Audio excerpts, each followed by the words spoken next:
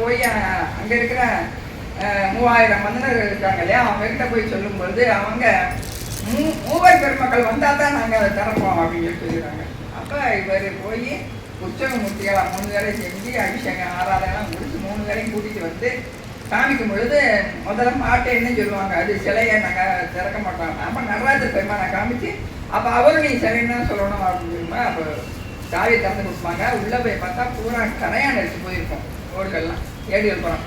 அப்போ ரொம்ப வருத்தப்படும் பொழுது இறைவன் அசிரியரியாக சொல்லுவார், காலத்துக்கு தகுந்த ஏடுகள் மட்டும் நான் வச்சிருக்கேன், மற்றதான் மறைஞ்சிருக்கும் அப்படின்னு சொல்லி சொன்னால் மற்ற ஏடுகள்லாம் இப்போ நம்ம பாடல்களில் கூட ஒரு சில பாடல்களில் இடையில பாட்டுகள் இல்லாமல் இருக்கும்.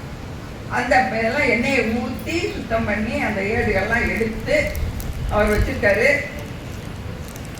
இதை 10ஆம் நூற்றாண்டில் அனபாய சோழன் ஒருத்தர், அது 9ஆம் நூற்றாண்டு அது நடந்தது. 10ஆம் நூற்றாண்டில் அனபாய சோழன் வந்து சீவக சிந்தாமணி இப்படி இந்த நூல்களில் ஆராய்ச்சி பண்ணிக்கிட்டு இருக்காரு. அவருடைய அரசமை மந்திரியாக இருக்கக்கூடியவர் அருள்மொழி தேவர் என்ற அவர் சேக்கிலான்னு நம்ம சொல்கிறோம். அவங்களுக்கு அந்த அவருடைய குலத்துக்கான பேர் சேக்கிலான்கள். அருள்மொழி தேவர் உண்மையான பேர். அவர் மன்னனை நல்ல வழியில் திருத்தணுங்கிறதுக்காக சுந்தரமூர்த்தி சுவாமிகளும் நம்பியாண்டார் நம்பிகளும் போற்றி கொண்டாடிய அந்த நாயன்மார்களை பற்றி எடுத்து சொல்றாரு. அப்ப சொல்லும் பொழுது அப்ப நீங்க இதை ஒரு நூல் வடிவா செய்யுங்க அப்படின்னு சொல்லி அவருக்கான திரவியங்கள்லாம் கொடுத்து அனுப்பி வைக்கிறாரு. இவர் தில்லையில போய் நடராஜ பெருமான் முன்னாடி நம்மளால இதை பண்ண முடியுமா அப்படின்னு ஒரு கலக்கத்தோட இறைவனை வழிபடுகிட்டு இருக்கும் பொழுது இறைவன் அசரீரியா எல்லாரும் கேட்கும்படி உலகலாம் என்று இந்த சொல்லை வச்சு நீ எழுத ஆரம்பிச்சுன்னு சொல்லி அந்த சொல்லை வச்சு 1000 கால் மண்டபத்தில் உட்காந்து அவர் எழுதுறாரு. முதல் ஒரு வருஷம் சித்திரை திருவாதிரை அன்னைக்கு ஆரம்பிச்சு மறு வருஷம் சித்திரை திருவாதிரை அன்னைக்கு தான் அதை முடிக்கிறாங்க. அரங்கேற்றத்துக்கு சேக்கிலார் வந்து அதே சிவ பலமாக இருந்தாராம். அவரை யானை மேலே உட்கார வச்சு மன்னன் பின்னாடி உட்காந்து வெஞ்சாமரம் வச்சு அந்த ஏடுகளை அப்படி யானை மேலே வச்சு கொண்டு வந்தாங்களாம். அதை அரங்கேற்றம் பண்ணும் பொழுது அப்பையும் சாமி அசரீடியாக சொல்கிறாரு, எல்லாத்துக்கும் எல்லா மக்களுக்கும் இதை தெரிவித்து பறைசாற்றி எல்லா ஊர்லேருந்து மக்கள்லாம் வந்து அந்த ஒரு வருஷம் அதை திருப்பி இவர் பழக்கம் சொல்லியிருக்காரு. இந்த நாயன்மார்களுடைய பெரிய புராணத்தை அவர் ஒரு வருஷம் விளக்கம் சொல்லும்போது எல்லா மக்களுக்கும் அங்கே அன்னதானம் எல்லாம் அப்படி நடந்துச்சு. திருவிழாவாக இருந்தால் கிளம்புறோம். இந்த நூலை ஏன் படிக்கணும் அப்படின்னா, எப்படி சூரியன் வந்த உடனே எப்படி புற இருள் அகன்றதோ அது மாதிரி நம்ம மன இருள் அகன்றோம் அப்படிங்கிறதுக்காக இதை படிக்கணும் அப்படின்னு சொல்லி சொல்கிறாங்க. இதில் நம்ம ஞானசம்பந்த பெருமானுடைய வரலாறை பார்க்கலாம். இவர் சீர்காழி அந்த பதியில் சிவபாதைய இருதையர் பகவதி அம்மாள் இவங்களுக்கு மகனை பிறக்கிறார். அவங்க அந்த சிவபாத இருதயரும் பகவதி அம்மாளும் காலத்தில் சமண மதம் உமங்கி இருந்துச்சு, சைவ மதம் ரொம்ப நலிஞ்சு போயிருந்துச்சு. இந்த சைவ சமயத்தை நல்ல நிலையில கொண்டு வர்றதுக்கு ஒரு பிள்ளை வேணும் அப்படின்னு சொல்லிட்டு சாமியிட வேண்டாங்களாம். நம்மள மாதிரி நம்ம வீட்டுக்கு ஒரு பிள்ளை வேணும், அந்த சைவ சமயத்தை தூங்கி நிப்பாடுறதுக்கு பிள்ளை வேணும்னு சொல்லி கேட்டாங்களாம். அப்படி பிறந்த பிள்ளை தான் ஞானசம்பந்த பெருமாள். இவரை வந்து முருகனோட மறு அவதாரம் அப்படின்னு சொல்லி சொல்லுவாங்க. 3 வயசு ஆகியிருக்கும் பொழுது அவங்களுடைய தந்தையார் வந்து குளிக்க போறாரு. இப்போ மாதிரி குழாயெல்லாம் கிடையாது, வீட்டில் வேலை குளத்துல வந்து குளிக்கணும். அப்படி போகும் பொழுது இந்த குழந்தை 3 வயசு குழந்தை கூட வருவேன்னு ரொம்ப அழுகுது. எவ்வளவோ சொல்லி பார்த்தாலும் கேட்கல. கூட்டிகிட்டு வந்து குளக்கரையில் சீர்காழி அந்த குளக்கரையில் உட்கார வச்சுட்டு இவர் மிங்கி குளிக்கிறாரு. அப்போ இவருக்கு அந்த தந்தையை காணணும்னு அழுதுச்சா இல்லை அந்த தந்தையை காணணும்னு அழுதுச்சா, அம்மே அப்பான்னு கோபுரத்தை பார்த்து அழுதுச்சான். அப்போ அழுத உடனே சாமி விடையில அம்மாவோட காட்சி கொடுத்து குழந்தைக்கு பால் கொடுக்க சொல்லி சொல்கிறாரு. அப்போ அம்மா அந்த பொற்கிண்ணத்தில் பாலை கறந்து சிவஞானத்தை குழச்சி கொடுத்தாங்களாம். அப்படியே அந்த பாலை குடித்த உடனே அந்த பிள்ளையானது அப்படி பாட ஆரம்பிச்சிருச்சு. அதை வந்து நம்ம சேக்கிலார் பெருமான் காமிக்கிறாரு. சிவனடியே சிந்திக்கும் திரு பெருகி ஞானம், பவமதனை அறமாற்றும் பாங்கினில் ஓங்கிய ஞானம், உவமையிலா கலைஞானம், உணர்வறிய மெஞ்ஞான அந்தனர் குழந்தை சேர்ந்தவங்க இல்லையா, யார் கொடுத்தும் குடிக்க மாட்டாங்க. அப்போ அந்த ஒரு குச்சியை கையில் வச்சுட்டு யார் கொடுத்த எச்சிப்பாலை குடிக்கிறா அப்படி அந்த சிற்பம் இன்னும் நம்ம அந்த கோயில் காலையில் இருக்கு. கேட்ட உடனே அப்போ கோபுரத்தை காமிச்சு தோடுடைய செவியன் விடையேறியோ தோவன் மரிசூடி காடுடைய சுடலை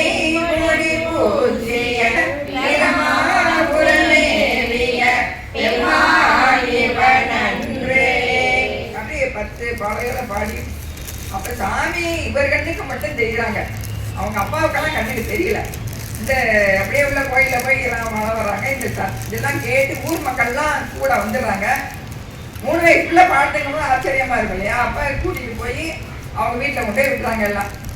மறுநாள் திருக்கோலக்கா என்ற தளத்துக்கு போறாரு. அதாவது வீட்டை விட்டு கிளம்பும்போது முதல்ல இங்கே வந்து தோணியபுரம் வணங்கிட்டு தான் மற்ற கோவில் போறாரு. இங்கே வந்து வணங்கிட்டு அங்கே திருக்கோலக்கா போறாரு. அங்கே மடையில் வாழை பாயமாதரா குடையும் பொய்கை கோலகாவுளான் அப்படின்னு சொல்லி கையை தட்டி தட்டி பாடின உடனே சாமிக்கு ஃபுல்லா கை சிவந்து வார்த்தம் வந்துருச்சு. உடனே ஒரு பொத்தாளம் கையில வந்து அந்த பஞ்சாகர மந்திரம் பரிசத்தோட கையில வந்து பொருந்துற மாதிரி பண்ணிடுது. தங்கர் வந்து தாளம் தட்டினா ஓசை வரலாம். அதனால அந்த அம்மா ஓசையை கொடுத்து அந்த மாதிரி ஓசை கொடுத்த நாயகி என்றும் அவருக்கு சப்தமுனீஸ்வரர் அப்படிங்கிற சாமியோட பேர் அப்படி இருக்காங்க. அப்ப இருக்கும் தாளபுரீஸ்வரன் சப்தபுரீஸ்வரன் பேரும். அப்புறம் அவங்க அம்மா பிறந்த ஊரான நடிப்பள்ளி, அந்த ஊர்ல இருந்து பெரியவங்கலாம் வந்து கூப்பிடுறாங்க எங்க ஊருக்கு வாங்க. அப்ப குட்டி பிள்ளை தானே தோல்ல அவங்க அப்பா தூக்கி வச்சுட்டு போறாங்க. போகும்பொழுது அடியார்கள்லாம் பின்னாடி வர்றாங்க. போகும்போது அந்த தோல்ல இருந்து பார்க்கும்போது அது என்ன அந்த இடம் மட்டும் கொட்டக்காடா தெரியுது அப்படின்னு சொல்லி கேட்டவொடனே அதுதான்ப்பா நடிப்பள்ளின்னு சொல்றாங்க. அப்ப காரைகள் கூடை முல்லைன்னு சொல்லி ஒரு பதிகம் பாடுறாரு. அந்த பதிகம் பாடி முடிக்கிறதுக்குள்ள அந்த நிலமே நல்ல விளையக்கூடிய ஒரு நிலமா மாறிடுது. அப்ப திருநீலகண்ட யாழ்ப்பாணன்னு ஒருத்தர் இவர் அந்த பார்க்க வர்றாங்க. தன்னோட மனைவி பட்டங்க சொல்லாமையோட வர்றாரு. அவங்க வந்து இப்பதான் நம்ம ஜாலியெல்லாம் இப்படியெல்லாம் கோயிலுக்கு வராங்க. அப்ப அவங்க எல்லாம் விட மாட்டாங்க. ஆனா அவர் அதெல்லாம் பொருட்படுத்தாம அவங்கள எதிர்கொண்டு அழைக்கிறாரு. கூட்டிட்டு போய் கோயிலுக்குள்ள வழிபாடு பண்ண எல்லாம் சொல்றாரு. அப்ப அந்த அவரு வெட்ட ஒரு வேண்டுதல் வச்சுட்டாரு, உங்களுடைய பாடல்களுக்கு நான் யாழ் வாசிக்கிறேன் அப்படின்னோட சரின்னு சொல்லி அவரு கூட எங்க போனாலும் அவர் கூடவே வர்றாரு. இதை வந்து நம்ம நெல்வாயில் அறப்புரை அந்த ஊருக்கு போறாங்க. அப்படி போகும் பொழுது மாரன்பாடி அந்த இடத்துக்கு போகும் பொழுது இருட்டாயுது, அங்கே தங்கிடுறாங்க. நெல்வாயில் அறத்துறையில இருக்கிற அந்தனர்கள் ஒவ்வொருத்தர் கனவுலையும் சாமி போய் சொல்றாரு, என்னைய பாக்குறதுக்கு ஞான சம்பந்த பெருமான் வரா, குழந்தை வருது, அந்த குழந்தைக்கு சிவிகை முத்து சிவிகை முத்து பல்லக்கு முத்து சிவிகை முத்து குடை முத்து சின்னம் இதெல்லாம் கொண்டு போய் கொடுங்க அப்படின்னு சொல்லி சொல்றாரு. ஞான சம்பந்த கனவுலையும் போய் சொல்றாரு, இப்படிலாம் குழந்தை கொடுப்பாங்க, நீ அதை ஏற்றுக்கணும் அப்படின்னு. இவர் காலையில எந்திரிச்சு குளிச்சு தயாரா இருக்காரு. காலையில அந்த அந்தனர்கள்லாம் எந்திரிச்சு அவங்கவுங்க கண்ட கனவுகளை பத்தி பேசுறாங்க. பேசிட்டு கோயிலை தன் பார்த்தா உள்ள இந்த சாமி கொடுத்த ஜாமான் எப்படா இருக்கு அதை எடுத்துட்டு மேலதாளத்தோட இங்க வந்து ஞான சம்பந்தரை பார்க்க வர்றாங்க. ஞான சம்பந்த பெருமானம் அவருடைய பெருமானுடைய கருணையை எண்ணி எந்த ஈசன் எம்பெருமான் ஏறமர் கடவுள் என்றேத்தி சிந்தை செய்பவர் கல்லால் சென்று கை போடுவதென்றால் கந்த மாமலருந்தி நீவாமொழி அப்படின்னு அந்த பாடலை பாடி அந்த சிறிகையை 3 தடவை வளம் வந்து அப்புறம் ஏற்கிறார். ஞான சம்பந்த பெருமான் நாவுக்கரச பெருமானுக்கு இந்த தகவல் தெரிஞ்சு அவர் இவரை எதிர்கொண்டு பார்க்க வர்றாரு. அவர் ஊர் எல்லைக்குள்ள வந்துட்டா இருந்தோன்னே இவர் போய் பார்க்க போறாரு, எதிர்கொண்டு அழைக்க போறாரு. போன உடனே அவர் 70 வயசு பெரியவர், இவர் 7 வயசு குழந்தை. அவர் காலில் விழுந்து அப்படியே சாஸ்தாங்கமா விழுந்துடுறாரு. அவர் அப்பறே அப்படின்னு சொல்லி ஒரு கூப்பிடாராம். அவர் அடியேன்னு அப்படின்னு சொல்லி எந்திரிச்சு 2 பேரும் சேர்ந்து கோலக்கா வழிபாடுறாங்க. அப்புறம் அவர் போயிடுறாரு. இவருக்கு 7 வயசுல அந்த உப்பநாயன சடங்கு அப்படின்னு சொல்லி பண்றாங்க. அப்ப பண்ணும் பொழுது வந்த அந்த வேள்வி செய்யக்கூடிய அவங்களுக்கெல்லாம் அந்த வேதத்துல இருக்கிற பொருள் எல்லாம் அவங்களுக்கு தெரியாத விளக்கத்தை இந்த குழந்தை சொல்லுது. செந்தலல் ஓம்பிய செம்மை வேதியருக்கு அந்தியூர் மந்திரம் அஞ்செழுத்துவேன், இந்த 5 எழுத்துக்கு மிஞ்சின மந்திரம் எதுவும் கிடையாது அப்படின்னு சொல்லி அவர் சொல்றாங்க. அப்ப அவருடைய தந்தையாரானவர் தினந்தோறும் இவர் பாடுற பதிகத்தை வழிபாட்டு சொல்லுவார். இவர் தினம் பாடம் பதிகம் கூடிட்டே போகுது, அவருக்கு சொல்ல முடியல. அப்படி சொல்லும் பொழுது எழுப்பூற்று இருக்கேன்னு ஒரு பதிகம் சொல்றாரு. அதாவது ஓரொரு ஆயினை மானாங்காரத்தை அப்படின்னு சொல்லி அந்த பதிகத்தை சொல்லி இந்த பதிகம் ஒரு பதிகம் பாடினா போதும், இப்பயுமே அவர் ஞான சம்பந்த பாடின பதிகங்கள் எல்லாத்தையும் சொன்னா ஒரு பலன் கிடைக்கும் அப்படின்னு சொல்லி சொல்றாங்க. அடுத்து திருப்பாச்சலாச்சிராமம் அந்த தளத்துக்கு போறாரு. அங்கே போகும் பொழுது அந்த குறுநில மன்னன் கொல்லிமலவன் என்பவர் வந்து எதிர்கொண்டு அழைச்சி கூட்டிட்டு போறாரு.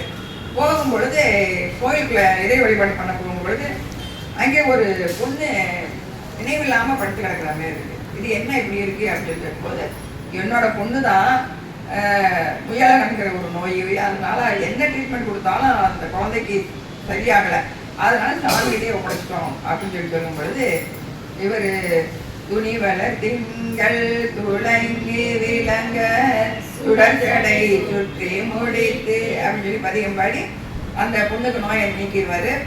அடுத்து திருச்செங்கோடு அந்த தளத்துக்கு வர்றாங்க. அப்போ வந்து பனிக்காலமாக இருக்குது, கூட வந்து அடியார்களுக்கு நிறையா பேருக்கு ஜுரம் வந்துடுது. அப்போ அவ்வினைக்கு வினையாம் என்று சொல்லும் அட்டறிவி அந்த பதிகம் நீலகண்ட பதிகம் பாடுறாரு. பாடினா இந்த அடியார்களுக்கு மட்டும் நோய் நீங்கலை, அது குங்கு மண்டலம், அந்த மண்டலத்தில் இருக்க எல்லாருக்குமே என்ன நோய் வந்திருந்தாலும் நீங்க இதுதான். அதனால இப்பயுமே இந்த பதிகம் பாட சொல்லுவாங்க. அப்புறம் நீலகண்ட பதிகம் சொல்லி அவ்வினைக்கு வினையாம் என்று சொல்ல மக்கள்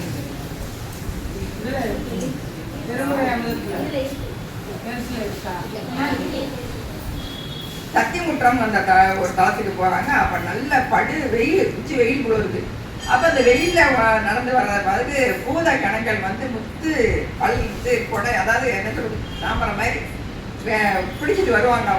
பூத கணங்கள்லாம் பிடிச்சிட்டு வந்து அங்க கீழே வந்து அடியார் கையில ஒப்படைச்சிட்டு போறாங்க. முத்து பந்தல் திரு ஆவடுதுறைக்கு போறாங்க. இங்க திரு ஆவடுதுறையில வழிபாடு பண்ணும்போது அவங்க அப்பா வேள்வி செய்யறதுக்கான காலம் வந்து நம்ம வேள்வி செய்யணும், அதுக்கான பணம் வேணும் அப்படின்னு சொல்லி கேட்கிறாரு இவர்கிட்ட.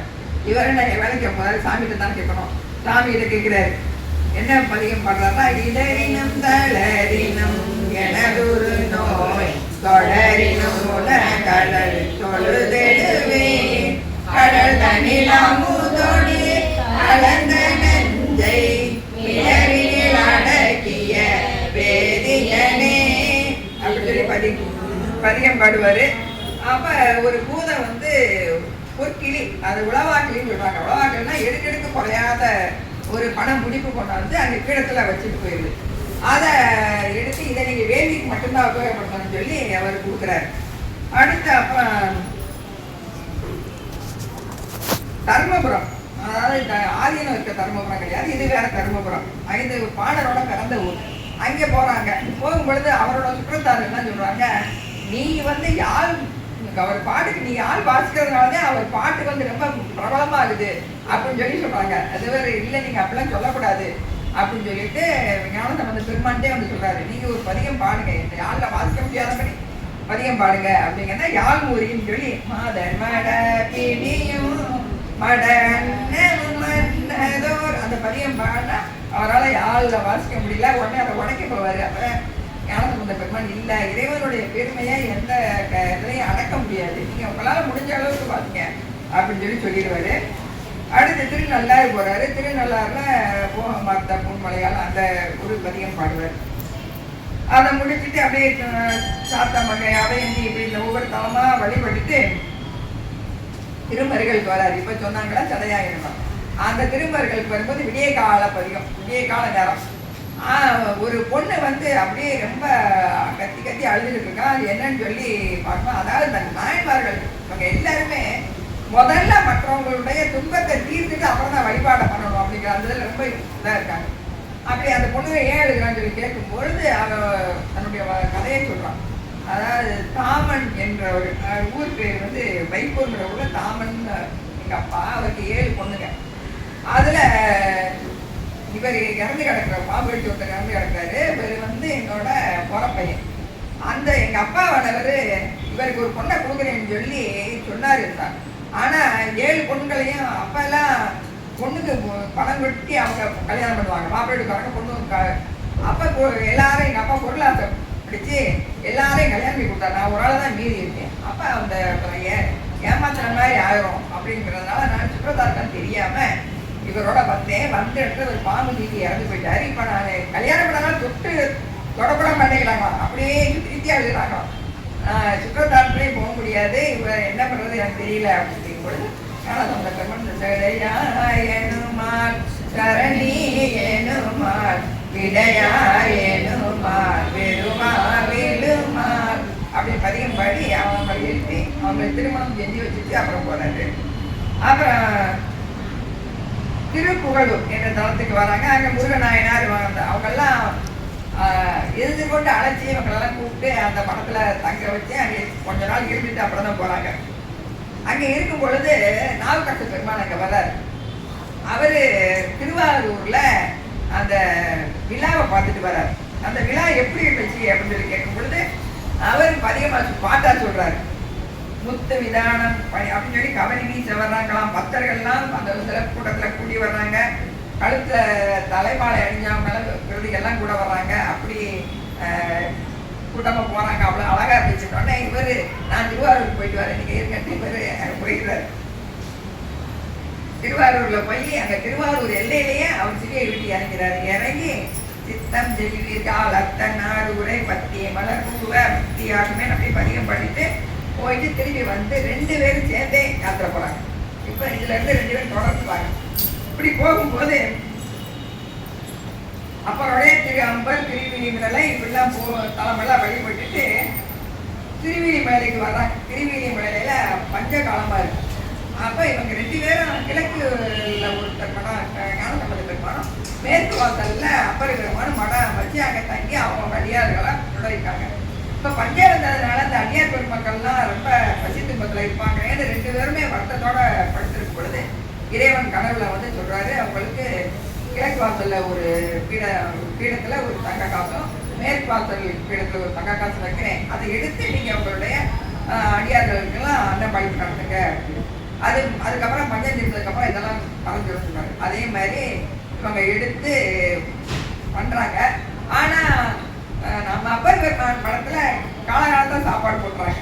இங்க ஞானசம்பந்த பெருமானத்துல கொஞ்சம் தாமதமாகுது. என்ன காரணம் அப்படின்னு சொல்லி கேட்கிறாரு. நீங்க சாமிகிட்ட வாங்குற காசு பச்சன் பார்த்து எங்களுக்கு பொருள் கொடுக்கறதுக்கு தாமதம் ஆகுது, அதனால நாங்க சமைச்சு கொடுக்குறோம் தாமதம் ஆகுதுன்னு சொல்லும்போது அப்ப சாமிகிட்ட அந்த வாசி நீரவே காசு கழுவின்னு சொல்லி பதிகம் பண்ணி அதுக்கப்புறம் நல்லா காசு கொடுப்பாங்க. பஞ்சம் திட்டதுக்கு அப்புறம் அவங்களுக்கு அந்த காசு வர்றது நின்று போயிடும்.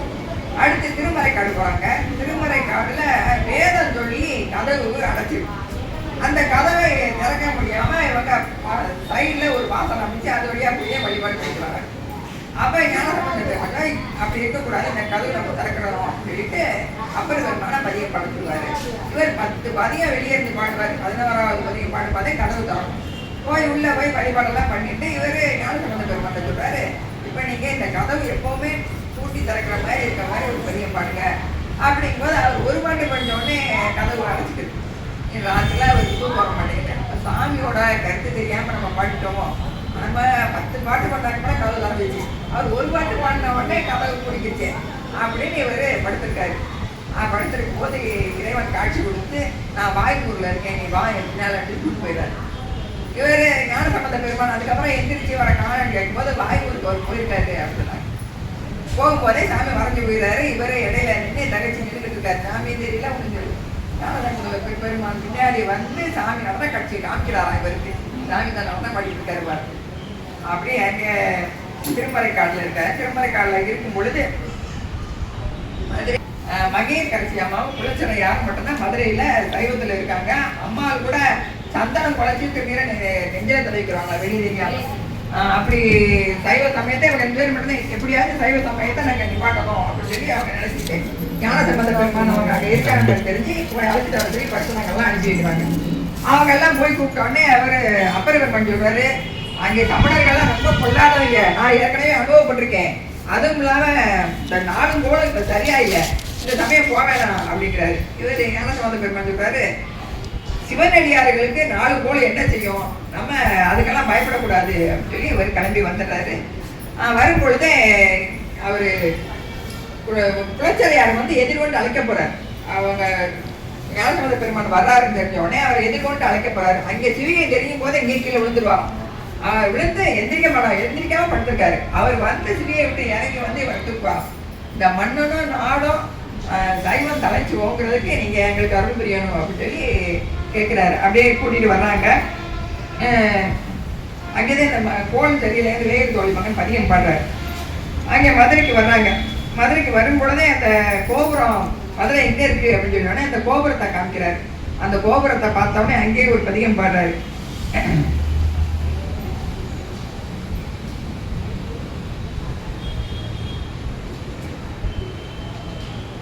அவங்க கோயிலுக்கு வர்றாங்க. கோயிலுக்கு வரும்போது மங்கையை கடைசியாரு இருக்காங்க. ஆனால் அவங்க கொஞ்சம் ஒதுங்கி நினைச்சுடுவாங்க, வழிபாடு பண்ணிட்டு வரணும். வழிபாடு பண்ணிட்டு வந்த உடனே ராணி அவரோட காலில் விழுவாங்களாம். இப்போ கூட நம்ம அதெல்லாம் செய்ய மாட்டாங்க.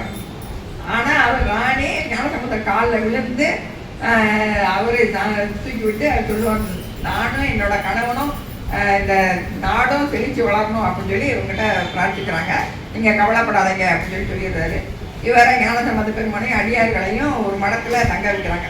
தங்க வச்சிருக்கும் பொழுது இந்த சமணர்களுக்கெல்லாம் அப்போ அவசகுணமாக காமிச்சு தான் இவர் வந்தது. இவங்களுக்கெல்லாம் நல்ல சகுனம் காமிச்சிட்டு அவங்களுக்கு அவசர குணம் காமிச்சிருக்கு.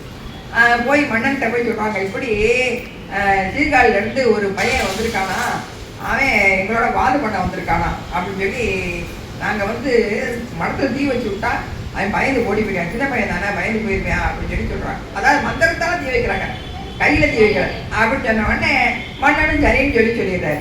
இப்போ மந்திரத்தால போய் ராத்திரிலாம் சொல்லி பார்க்குறாங்க, தீ பிடிக்கல. அப்போ தீயை பூட்டி விட்டு வந்துடுறாங்க.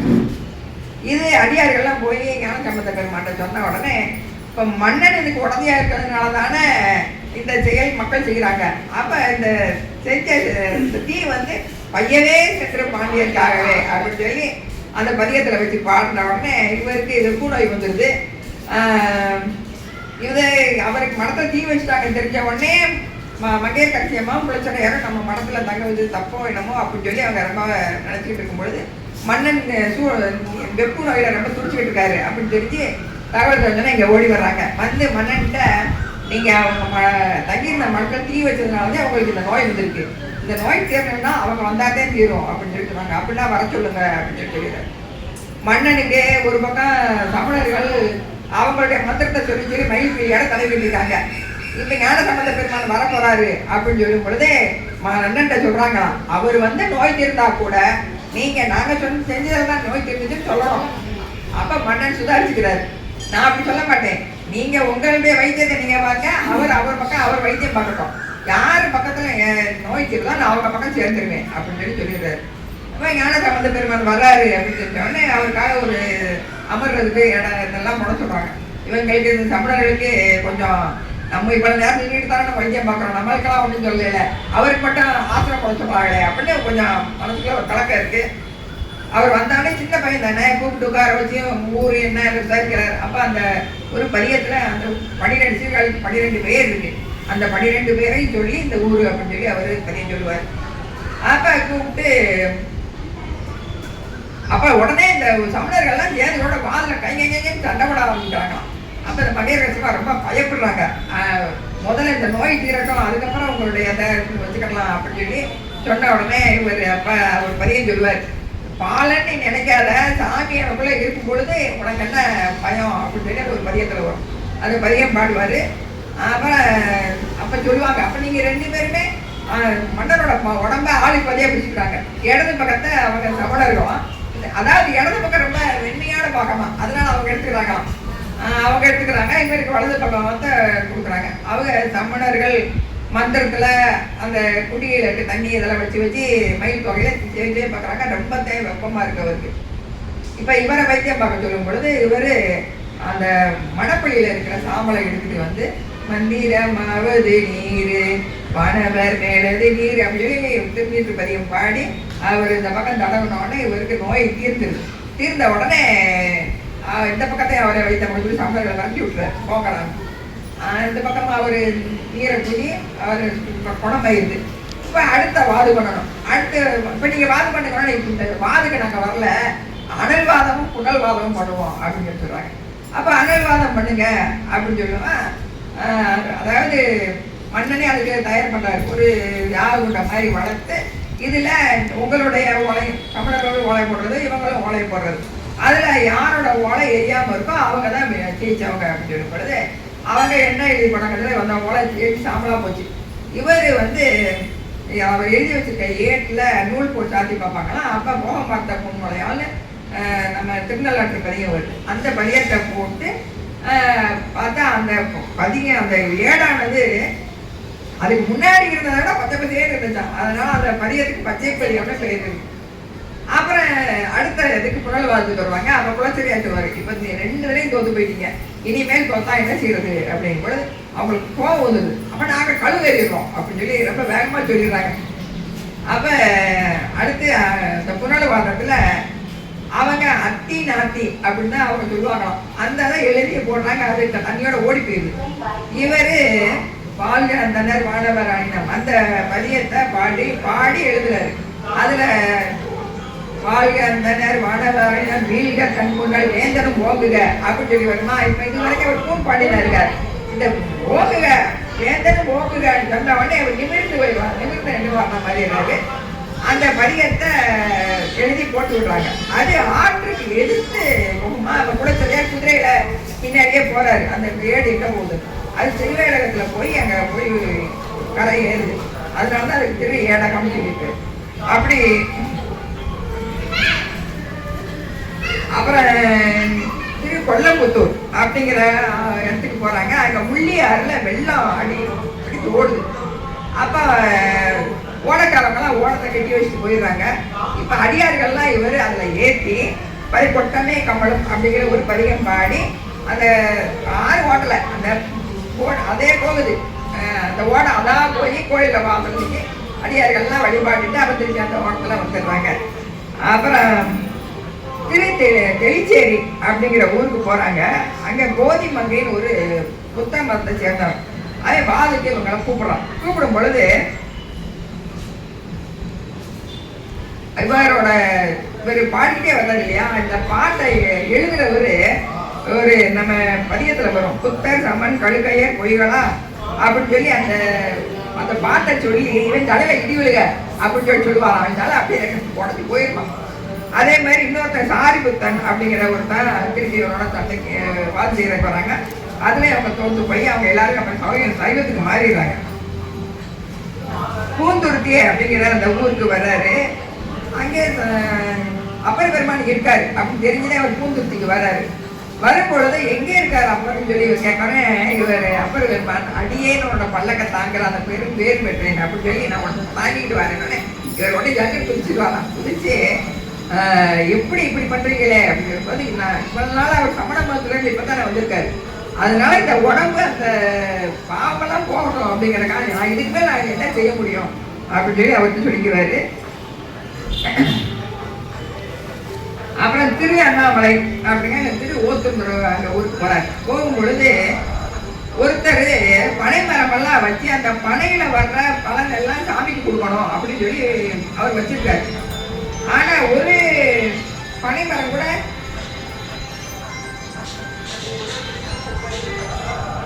பனைமரம் ஒண்ணு கூட பலனை கொடுக்கல. எல்லாரும் அவரை கேள்வி பண்றாங்க. இதை ஞானசம்பந்த பெருமான் சொன்ன உடனே அவரு பதியம் சொல்லுவாரு. குறும்பை ஆண்மனை ஈன்புலை ஓத்தூர் அரும்பு கொன்றை அடிகளை விரும்புகளையோ ஞான சம்பந்தம் சொல் விரும்புவார் வினை வீடுன்னு சொல்லி அந்த ஆண்மனை எல்லாம் பெண் படையா மாறி உடனே குழுந்து பலன் கொடுக்க ஆரம்பிச்சோம். அப்படி எங்க வந்துடுறாரு இப்போ திரு ஒற்றியூர் வந்துடுறாரு. ஓத்தூர் வந்து காஞ்சிபுரம் திரு ஆலக்காடு திரு காலத்தி இதெல்லாம் முடிச்சு ஒற்றியூருக்கு வந்துடுறாரு. அங்க வரும் பொழுது அங்க இருக்காருன்னு தெரிஞ்சு நம்ம மயிலாப்பூர் சென்னை பக்கத்துல மயிலாப்பூர்ல ஒருத்தர் சிவனேசர் அவரு தன்னுடைய மகள் பூம்பாவை அவளை இவருக்கு திருமணம் செஞ்சு கொடுக்கணும்னு ஒரு இதுல இருப்பாரு. ஆனா அந்த பொண்ணு பாம்பு கடிச்சு இறந்து போயிடுவான். அவருக்குன்னு வச்சிருந்ததுனால அந்த சாம்பலை எடுத்து கலையத்துல வச்சு வழிபாடு பண்ணிட்டு போறாரு. இவர் அங்கே திருவொற்றியூர்ல இருக்காங்க. திருவொற்றியூர் மயிலாப்பூர் வரைக்கும் வெறும் பூப்பந்தெல்லாம் போட்டு போய் கூட்டிட்டு வந்தாராம் அவர். அப்ப வரும்போதே இவரோட அந்த கலையத்தை வச்சிருக்காருங்கிற விஷயம் இவருக்கு தெரிஞ்சு போகுதுங்க அந்த மதுக்கண்மன். அப்ப கோவிலுக்கு வெளியே அந்த கலையத்தை கொண்டு வாங்க அப்படின்னு சொல்லி அவங்க வச்சு அவரு ஒரு பதிகம் பாடுவாரு. அந்த பதிகத்துல ஒவ்வொரு விழாவா சொல்லி சொல்லி இதெல்லாம் பார்க்காம போயிட்டேன்னு சொல்லி பாடுவாரு. கடைசி 10வது பாட்டுலயே நம்ம கும்பாபிஷேகம் பார்க்காம போயிட்டே அப்படின்னு சொல்லி கேட்கும்போது அந்த கலையை உடஞ்சி அந்த பொண்ணு வெளியே வருவா. அப்ப கும்பாபிஷேகம் பார்க்கறது அவ்வளவு சிறப்பு அப்படின்னு. அப்புறம் அந்த பொண்ணை திருப்பி கல்யாணம் பண்ணி சொல்லுவாரு அவர். நீங்க கொடுத்த உங்களோட பொண்ணு இறந்து போயிட்டா, இப்ப நானும் உருவாக்கின பொண்ணு, இந்த பொண்ணு எனக்கு மகள் முறை, அதனால நானும் திருமணம் பண்ண மாட்டேன். அந்த பொண்ணு அப்படியே கன்னிமாடத்துல இருந்து அப்படியே இறைவனடி சேர்ந்தா அப்படின்னு சொல்லுவாங்க. அப்ப இவருக்கு 16 வயசு ஆகிடுது. இப்ப எல்லாரும் அவருக்கு திருமணம் செய்யணும் அப்படின்னு சொல்றாங்க. திருமணம் செய்யணும், இவர் முதல்ல சம்மதிக்க மாட்டார், திருமணம் செய்ய மாட்டேன். அப்ப எல்லாரும் சொல்லி இவரை சம்மதிக்க வைக்கிறாங்க. அப்ப நல்லூர், திருநல்லூர் அங்க இருக்க நம்பியாண்டார் நம்பி அவங்களோட பொண்ணை இவருக்கு திருமணம் பேசுறாங்க. இவரை நல்லா அலங்காரம் பண்ணி சிவிகளை ஏற்றி கூட்டு போய் அங்க கோயில்ல கல்லூர் பெருமணம் வேண்டா கழுமலம் பல்லூர் பெருமணம் பாட்டு வைத்தான். அந்த பாட்டுல திருமணத்தை வாழ்க்கை வேணாம் அப்படிங்கிற திருவிழியை சேரணுங்கிற அந்த விருப்பத்தை அதுல தெரிவிச்சே பாடுவாரு. அப்ப திருமணம் முடிச்சுட்டு திருப்பி வந்து இறை வழிபாடுக்கு வரும் பொழுது சாமி அவருக்கு அப்படியே ஒரு ஜோதியா காமிச்சு, இந்த ஜோதியில ஒரு வாசல் காமிச்சு, இந்த வாசலுக்குள்ள திருமணம் காண வந்தவங்களும் நீங்களும் இதுக்குள்ள வாங்க அப்படின்னு சொல்லி சொன்ன உடனே எல்லாரையும் அனுப்பிட்டு கடைசியில தான் இவர் உள்ள வரான்.